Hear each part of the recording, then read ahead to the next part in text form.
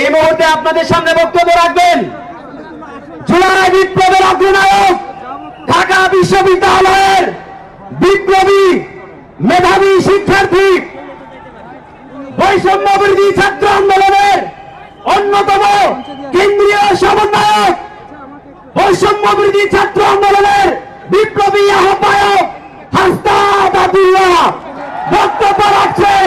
হাসনাত আব্দুল্লাহ।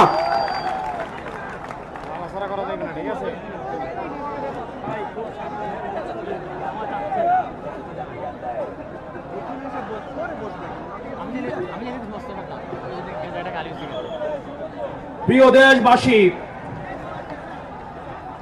আপনারা জানেন আমরা দীর্ঘ ১.৫ দশকের আওয়ামী জাহিলিয়াতের শাসনের পরে আজকে আমরা মুক্ত বাংলাদেশে যেই সংসদ ভবনকে আমরা ফ্যাসিবাদ মুক্ত করেছি, সেই সংসদ ভবনের সামনে আমরা গণতান্ত্রিক প্রক্রিয়ায় সেই সংসদ ভবনে যাওয়ার জন্য আজকে আমরা মানিক মিয়া এভিনিউতে এসে দাঁড়িয়েছি।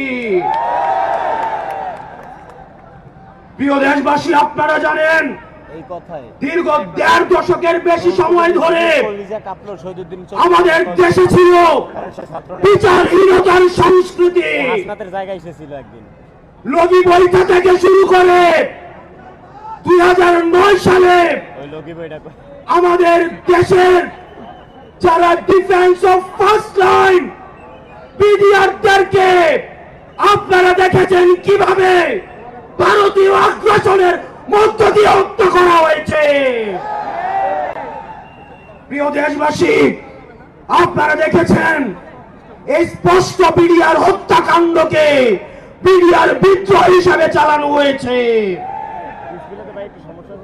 আপনারা দেখেছেন শাপলা চত্বরে আমাদের দাড়ি টুপিওয়ালা ভাইদের উপরে রাতের অন্ধকারে কিভাবে জেনোসাইড চালানো হয়েছে। আমাদের দাড়ি টুপিওয়ালা ভাইদের সামনে থেকে কিভাবে মাইক কেড়ে নিয়ে যাওয়া হয়েছে। প্রিয় দেশবাসী, আপনারা দেখেছেন বাংলাদেশে কিভাবে দিনের ভোট রাতে চালু করার সংস্কৃতি চালু হয়েছে, দাবি ইলেকশন চালু করা হয়েছে। আমরা ৫ই আগস্টে এই আওয়ামী লীগের এই দুঃশাসনের আমরা এই দুঃশাসনের কবর রচনা করেছি।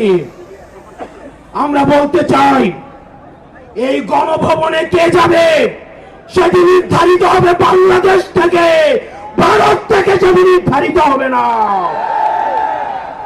আমরা স্পষ্ট করে বলতে চাই, এই সংসদে কে যাবে সেটি নির্ধারণ করবে বাংলাদেশের খেটে খাওয়া জনতা। এই সংসদের মসনদে কে বসবে সেটি নির্ধারণ করবে এই ভূখণ্ডের মধ্যে যারা রয়েছে সেই ভূখণ্ডের মানুষ। আমরা দীর্ঘ ১.৫ দশকের বেশি সময় ধরে আমরা একটা জাতি গড়ে তুলতে পারি নাই। বিভাজনের রাজনীতি আমাদের মধ্যে ইচ্ছাকৃতভাবে জিয়ে রাখা হয়েছে। আমরা স্টেট ডেভেলপ করতে পারি নাই, আমরা নেশন ডেভেলপ করতে পারি নাই। আমাদের প্রতিষ্ঠানগুলো ভেঙে গিয়েছে, আমরা সুশাসন নিশ্চিত করতে পারি নাই,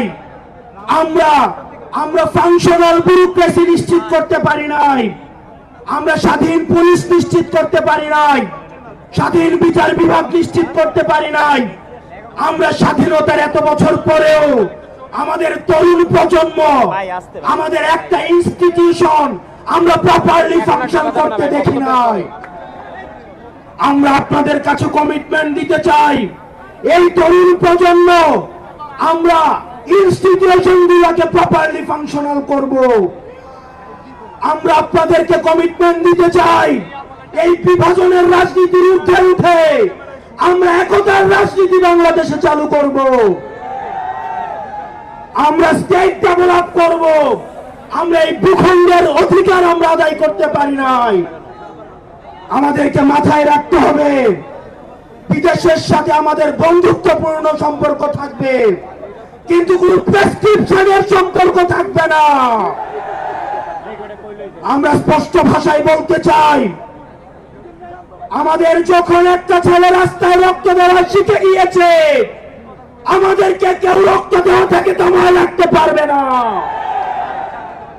সুতরাং আমরা স্পষ্ট ভাষায় বলতে চাই, আমাদের প্রবীণ রাজনীতিবিদ যারা রয়েছে তাদের অভিজ্ঞতা এবং তরুণদের তেজদীপ্ত এবং অকুত ভয় যে নেচার রয়েছে, সেটার মিথস্ক্রিয়ায় আমরা পরবর্তী বাংলাদেশ বিনির্মাণ করব। আমরা যতদিন না পর্যন্ত আমরা নিশ্চিত করতে চাই এদেশ থেকে পরিবারতন্ত্র, এদেশ থেকে গবরস্থ হয়েছে, এদেশে কামারের ছেলে প্রধানমন্ত্রী হবে, কুমারের ছেলে প্রধানমন্ত্রী হবে, এদেশে যোগ্যতার ভিত্তিতে এদেশে নেতৃত্ব উঠে আসবে। আমরা স্পষ্ট করতে চাই, আমরা একটা সুন্দর বাংলাদেশ গড়তে চাই, যে বাংলাদেশে আমাদের মধ্যে কোনো ধরনের ভেদাভেদ থাকবে না। আমাদের রাজনৈতিক পরমত সহিষ্ণুতা থাকবে, মত প্রকাশের স্বাধীনতা থাকবে, আমাদের বিনোদ প্রকাশের স্বাধীনতা থাকবে। আমরা একটা সমৃদ্ধ বাংলাদেশ গঠন করার জন্য আমরা আপনাদের কাছে কমিটমেন্ট দিচ্ছি, আমরা প্রতিজ্ঞা করছি। এই প্রতিজ্ঞার সাথে কারা কারা একমত রয়েছেন? ও ইনকিলাব জিন্দাবাদ, ইনকিলাব জিন্দাবাদ, ইনকিলাব জিন্দাবাদ, ইনকিলাব জিন্দাবাদ। আপনাদের সাথে দেখা হবে আমাদের তরুণদের স্বপ্নের বাংলাদেশে। আসসালামু আলাইকুম ওয়া রাহমাতুল্লাহ।